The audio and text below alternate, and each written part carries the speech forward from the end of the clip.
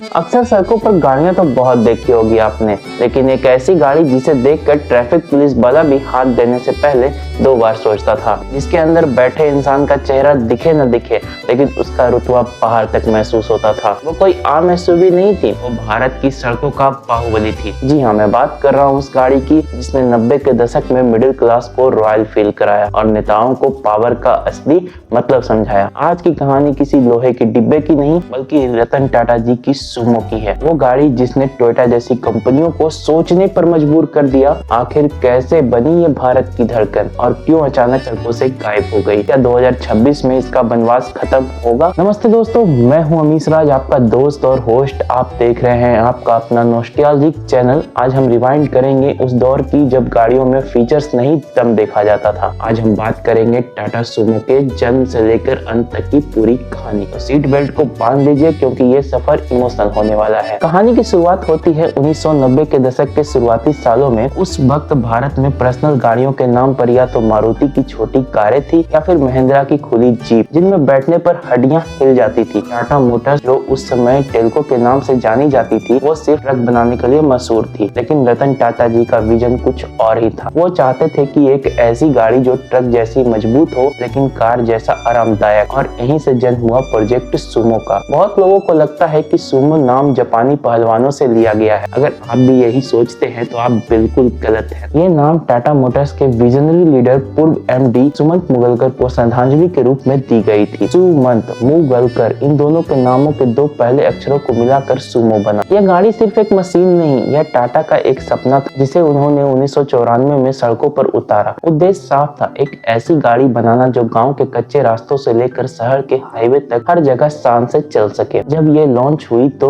इसके इतने बुकिंग के रिकॉर्ड टूटे, 3 साल के अंदर 1 लाख से ज्यादा सुमो बिक गए, जो उस वक्त एक असंभव आंकड़ा माना जाता था। अब जरा सोचिए, उस दौर में सुमो ने ऐसा क्या करके दिखा दिया जो लोग इसके इतने दीवाने हो गए। सबसे बड़ी चीज थी स्पेस। आज जब हम 7 सीटर गाड़ियों में पीछे बैठते हैं तो दम घुटता है, लेकिन सुमो 7 सीटर नहीं बल्कि एक चलता फिरता बन आर के फ्लैट थी। इसमें 7 नहीं, 9 नहीं, बल्कि गाँव देहात में 15-15 लोग ठूस कर बैठते थे और गाड़ी उफ तक नहीं होती थी। इसका जो बॉक्सी डिजाइन था, जिसे हम डब्बा कहते हैं, असल में वही इसकी ताकत थी। इस डिजाइन ने इसे इतना हेडरूम और लेगरूम दिया कि 6 फुट का आदमी भी आराम से बैठ सकता था। इसका इंजन, भाई साहब, इसके अंदर लगा था 1948 सीसी का वो डीजल इंजन जो शायद कभी थकता ही नहीं था। ये इंजन रेस लगाने के लिए नहीं था, ये खींचने के लिए था। चाहे कीचड़ हो, पहाड़ हो या पानी से भरा कोई रास्ता हो, सुमो का टॉर्क उसे हर जगह से निकाल लाता था। उस जमाने में इसमें पावर स्टीयरिंग का आना किसी लग्जरी फीचर से कम नहीं था, और सबसे बड़ी बात थी इसका रोड प्रेजेंस। जब आप सुमो की ड्राइविंग सीट पर बैठते थे ना, तो शायद आपको उसका बोनेट का हर कोना कोना दिखता था। ड्राइवर को लगता था कि वह सड़क का राजा है। यही कारण था कि यह गाड़ी पुलिस,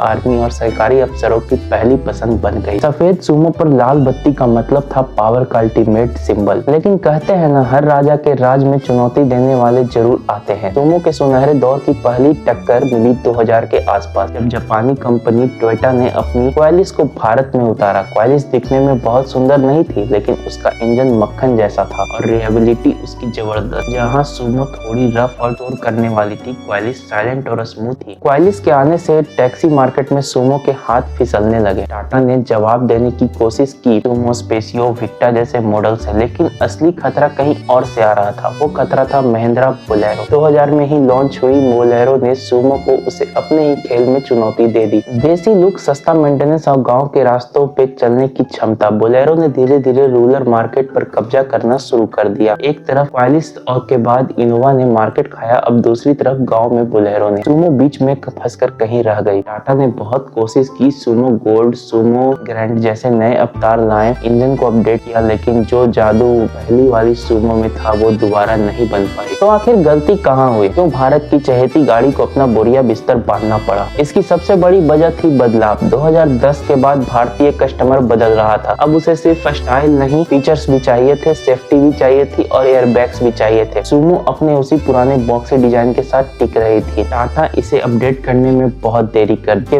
अलावा नए सेफ्टी नॉर्म्स और BS6 जैसे इंजन इसके सबसे सख्त हो गए। पुराने डिजाइन इंजन को अपग्रेड अपग्रेड करना टाटा के लिए महंगा सौदा साबित हो रहा था। 2019 आते आते 25 साल की सेवा के बाद टाटा मोटर्स ने भारी मन से सुमो का प्रोडक्शन बंद कर दिया। यह एक गाड़ी का अंत नहीं था, यह एक युग का अंत था।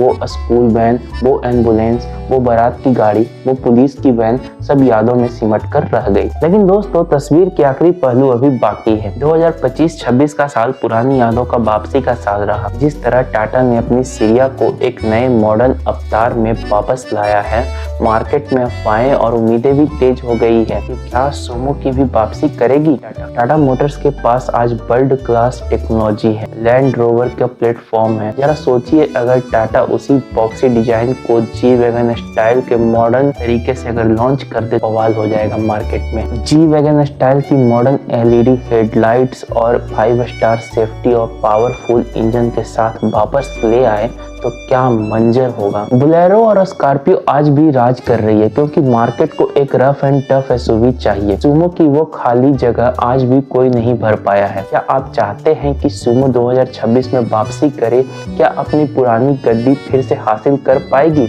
या फिर सुमो सिर्फ हमारे बचपन की यादों में पुरानी एल्बम्स में रह जाएगी? दोस्तों, सुमो सिर्फ एक लोहा नहीं थी, वो हमारे परिवार का हिस्सा थी। अगर आपके पास भी सुमो से जुड़ी कोई याद है, कोई सफर है, तो हमें कमेंट्स में लिखकर जरूर बताइए। अगर आपको आज का ये नॉस्टैल्जिक सफर पसंद आया तो इस वीडियो को लाइक करें और अपने दोस्तों के साथ शेयर करें, ताकि टाटा तक हमारी आवाज पहुंच सके। हमें सुमो वापस चाहिए। मैं हूं अमीश राज, मिलता हूं आपसे अगले वीडियो में। तब तक के लिए ड्राइव सेफ। जय हिंद।